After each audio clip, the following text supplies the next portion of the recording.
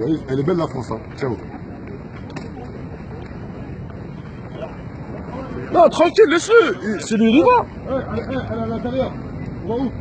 Ah non, on monte ça carrément. Non, Pourquoi vous tendez contre les polices? on a le droit de filmer, monsieur. Tiens. Il est Ahmeda. Monsieur. Ah, c'est là. Il est Ahmeda. Alors, vous avez plein de droits, vous avez aussi plein d'obligations. La première, c'est pas d'intervenir dans mon contrôle, d'accord? On est sur un contrôle de police, je vous demande de fermer. C'est vrai, coupe, la raison.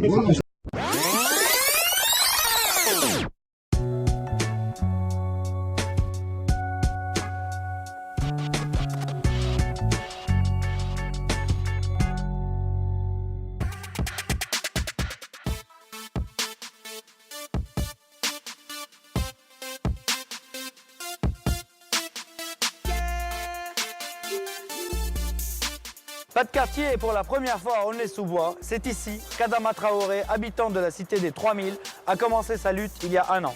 Adama se présente comme révolutionnaire. Son cheval de bataille, c'est le mal-logement. Et avec son équipe, ils se sont improvisés justiciers. Facebookers, Facebookeuses. Nous sommes dans un logement jugé insalubre depuis exactement 2015. Les rats, ils rentrent là-bas, où il y a le trou. Regardez, tout est neuf, c'est le logement neuf. Regardez ce que vous voyez lorsque vous invitez des amis. Pourquoi? Parce que ça coule. Ce logement est infesté de cafards. C'est un cauchemar pour eux, regardez. Donc là, on est dans mon logement, là c'est mon entrée. Elle vit dans un studio avec ses deux enfants, regardez, les deux lits de ses enfants et le lit de madame. Regardez tous les cafards qu'il y a. Là, regarde. Il y en a dans mes papiers personnels et je peux plus rien faire. Il y en a vraiment partout. Il y a des centaines, abusé. des centaines. 93, 93, 14, n'importe quel département vous voulez. Réveillons-nous. Nous ne pouvons pas rester encore dans ce genre de conditions. À Aulnay, on retrouve Adama Traoré. Le visage de la révolution est en marche. Donc là, Adama, on est au cœur de la cité des 3000. Oui, effectivement, là on est sur nos Champs-Élysées qui s'appelle rue Edgar Degas. Et derrière, il y a notre tour Eiffel qui s'appelle le Galion. En 2016, le mouvement citoyen Parti d'Aulnay prend le mal-logement comme cheval de bataille dans un département considéré comme le royaume du logement insalubre. C'est quoi vos leviers d'action aujourd'hui? Nos leviers d'action, déjà, pour en premier lieu, on prend toujours la concertation avant toute chose. Et lorsqu'il n'y a plus de concertation, on fait des moyens de pression populaire. Comme on dit, nos deux armes les plus puissantes, c'est quoi? Le mégaphone et le téléphone portable. Et le direct, sur les réseaux sociaux. Je sors toujours calibré. C'est-à-dire là, mon calibre, il est dans ma voiture, toujours. Toujours mégaphone à la main. Venez, on est là. Il y a monsieur qui est le directeur. Venez nombreux chefs. Monsieur, bonjour. Pourquoi? Ces institutions-là, elles sont beaucoup portées sur l'image. Et lorsqu'on fait du bruit en bas de chez eux, ils n'aiment pas. Mais descendez quand on discute, on est en famille. Un de vos leviers d'action, c'est d'intervenir sur place chez le bailleur. Chez le bailleur, c'est le levier d'action le plus important. À un moment donné, ces personnes-là, ils ont besoin d'être bousculés. Mais pour faire un vrai travail de fond. Qu'est-ce que tu réponds à quelqu'un qui te dit c'est un problème de moyens? Il n'y a pas l'argent. C'est faux. Simple. C'est faux parce qu'à un moment donné, il faut arrêter de tout régir autour de l'argent. À un moment donné, il faut tout régir sur la morale publique. Comment aujourd'hui un bailleur social peut laisser des habitants vivre dans un taux d'humidité juste incroyable? Comment un bailleur social aujourd'hui peut laisser vivre des habitants dans au milieu de cafards, au milieu de rats? Oh, non! Moi, je vous mets à témoin, à défi. Ramenez-moi un vrai bailleur social qui fait un projet social. J'en connais pas. Et j'ai visité plus de 40 villes. Elle est là la réalité. Comment les bailleurs réagissent aux techniques que vous employez? Lorsqu'on discute, ils voient qu'ils ont affaire à des personnes intelligentes, des personnes qui ne sont pas dans des postures, mais plus dans des objectifs. C'est faire en sorte que le bailleur retrouve de la hauteur et que le locataire retrouve sa responsabilité qu'il doit avoir. Faire en sorte que tout à chacun puisse vivre en bonne entente. Comment vous responsabilisez les locataires? Exemple, lorsqu'un locataire vient me voir avec une dette de 16 000 €, il me dit voilà, Dama, il faut trouver une solution. La première chose qu'on lui dit, c'est clairement, tu aurais dû payer ton loyer. Maintenant, même si on sait qu'il y a un contexte socio-économique qui est difficile, à un moment donné, ce n'est pas le reconforter dans du faux. Et là, lorsque tu dis la vérité à un locataire, ensuite tu peux faire un travail de fond. Maintenant, on va trouver une solution. Mais en fait, là, c'est quasiment un travail d'assistante sociale. Jamais de la vie. Jamais de la vie. Pourquoi? Qu'est-ce qu'il y a de différent? La différence, c'est qu'une assistante sociale, elle aide. Elle prend par la main, elle fait même les lettres à la place des gens. L'assistanat a fait en sorte que nos parents, aujourd'hui, clairement, ils sont soumis à un système. Dans le dictionnaire Larousse, le mot aider, j'ai mis une croix dessus. Il n'y a plus d'aider chez nous. On accompagne, tout simplement. Ancien employé municipal aujourd'hui en conflit avec la mairie, Adama se dit tenté par la politique pour appuyer son action. Et cette action a commencé 1 an plus tôt avec Brice, son ami d'enfance. Voilà, on arrive devant le 13, notre première action. D'accord. Par rapport au logement. Donc c'est un hall qui a brûlé et qui est resté en l'état brûlé pendant plusieurs mois. Et nous, de par notre amicale des locataires, on est intervenu pour la rénovation du hall. On est vraiment dans notre rôle là, en termes de sensibilisation par rapport aux locataires, leur faire comprendre qu'il faut défendre leurs droits, et aussi auprès du bailleur, parce qu'on a réussi à faire passer un discours, à les sensibiliser. Leur action a permis de renouer la communication avec plusieurs bailleurs en Île-de-France. À Aulnay, des travaux de rénovation ont été enclenchés, des expulsions évitées. Et aujourd'hui, ils facilitent un dispositif d'échange de logements entre habitants. Moi, je suis l'anti-Adama. Lui, c'est la révolution. Moi, je suis côté association. Moi, je ne ferai jamais acte d'association. Ceux qui me connaissent, ça travaille. Moi et l'association, ça fait 2. C'est pas mon truc, moi, calcul des charges. C'est pas mon truc.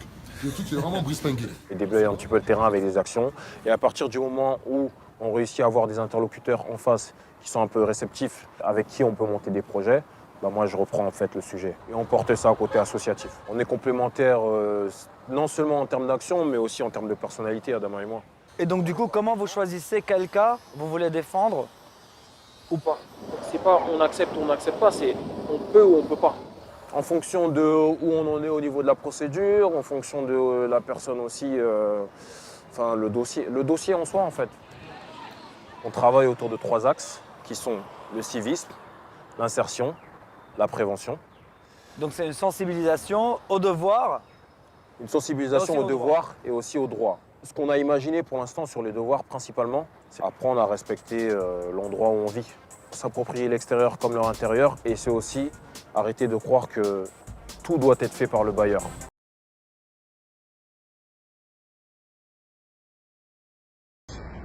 Voilà, aujourd'hui, c'est un grand jour. Pourquoi? Je veux vraiment que toutes les personnes qui regardent cette vidéo-là comprennent que aujourd'hui, clairement, il y a un secret d'État qui est les bailleurs sociaux, les logements HLM.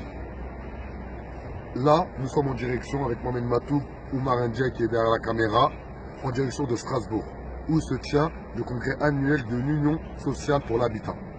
Qui sont ces personnes-là? Ces personnes-là ont créé une association il y a un siècle.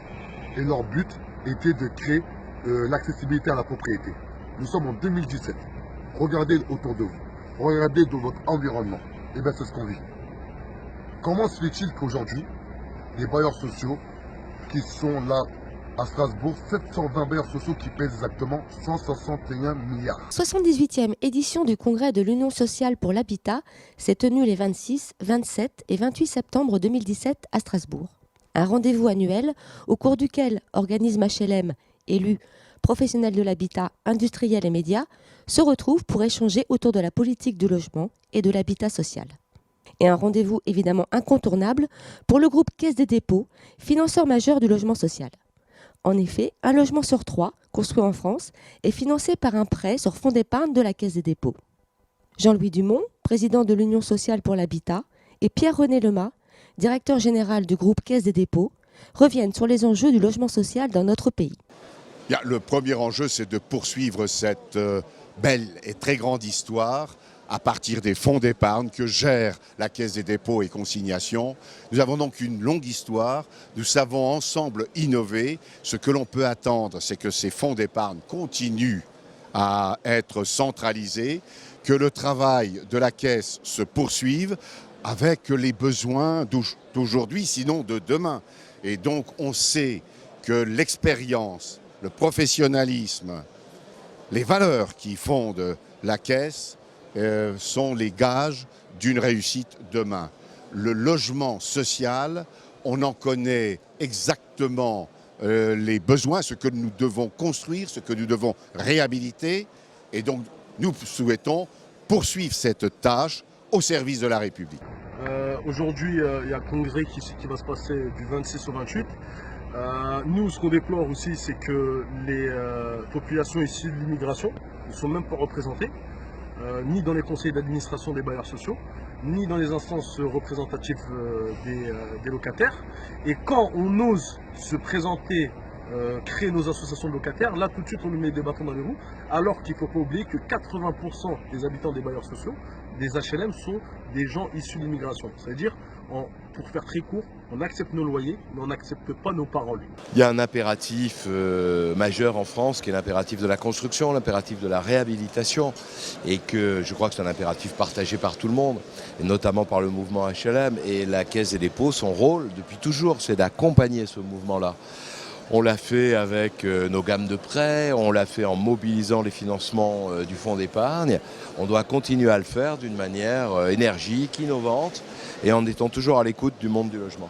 Et pour accompagner ces défis cette année encore, l'engagement du groupe Caisse des dépôts s'est concrétisé par la signature de plusieurs conventions avec des acteurs de l'habitat social, le lancement de la signature électronique, lauréat du Grand Prix d'innovation décerné par les professionnels du secteur bancaire, la présentation du projet Batiprint, un logement de 95 mètres carrés imprimé en 3D à Nantes, ou encore le lancement du deuxième appel à projet du Lab CDC sur l'architecture de la transformation.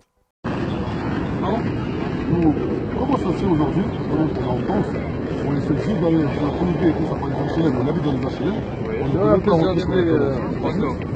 D'accord. Merci. Ouais, je ne connais pas le problème, monsieur. Donc, voilà, déjà, posez-nous c'est quoi le problème dans exactement notre carte d'identité. Voilà. Voilà. Donc, est-ce que vous avez une carte d'identité? Parce que c'est comme ça. Non, mais parce que quand vous êtes venu, vous avez dit. Vas-y, les frères, c'est bon. Vas-y, les frères, à l'intérieur, on arrive. D'accord. Ok. Merci beaucoup. Parce que moi, on parle d'un hall, on est sur d'un hall.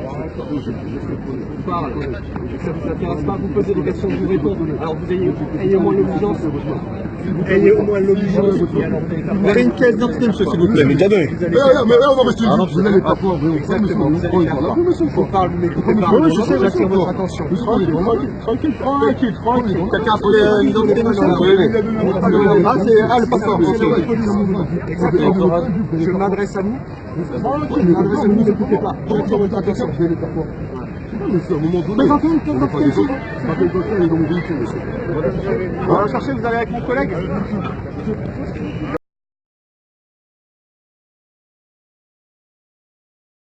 Facebookers, Facebookeuses.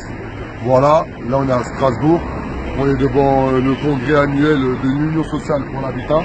Regardez à droite, voilà, première voiture de police. Comme vous pouvez voir derrière la police, regardez là-bas avec Mohamed Matou. C'est Mohamed Matou. Il y a les RG, les renseignements généraux.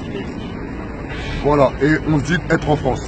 Comment ça se fait aujourd'hui en France, lorsque on fait un gros travail de fond pour la population française? Vous pouvez voir, on est suivi par plus de facile 15 000 personnes concrètement en France. Vous pouvez voir sur la page Facebook La Révolution est en marche, on a fait plus de 20 villes. On a évité des expulsions, on a relogé des personnes. On fait un gros travail de fond avec des bailleurs sur les échanges entre voisins.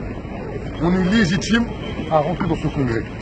Comment se fait-il clairement qu'il y a des personnes qui sont derrière, qui ne vivent pas dans les HLM et qui profitent de la misère humaine? Comment se fait-il que lorsqu'on pose une question toute simple par rapport à l'accessibilité à la propriété, comment se fait-il que ces institutions arrivent à diviser une population entre les pauvres et les riches? Et nous on dit que non, l'accessibilité à la propriété doit être pour tout le monde, pour une personne modeste comme pour une personne aisée. Qu'on soit tous libres et égaux en droit. Comment se fait-il que nous sommes dehors comme des moins que rien? Comment se fait-il que ces personnes-là nous reflètent toujours à notre image du noir ou de l'ara qui a l'air tout cassé? Les policiers, ça arrivait à plus de 10. Et on dit on était plus de 60 alors qu'on n'était que 3. Moi, Oumar et Mohamed. S'il vous plaît, réveillez-vous. Réveillez-vous à ce qui se passe dans votre environnement. Et on vous fait une promesse solennelle. L'année prochaine, on aura des badges, on va rentrer en moonwalk à la convention de l'Union sociale à l'habitat. Une promesse solennelle. Et même si ce n'est pas moi, ça serait un membre de la Révolution est en marche. Et n'oubliez pas, personne ne peut l'arrêter.